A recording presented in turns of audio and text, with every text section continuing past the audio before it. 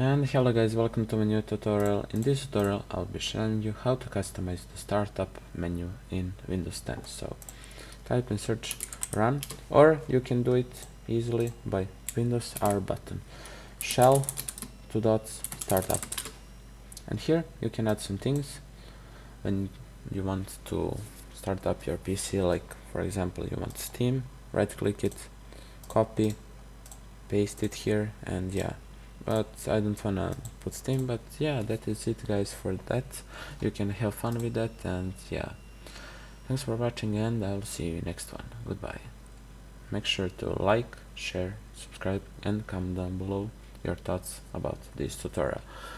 And that is it. Goodbye guys.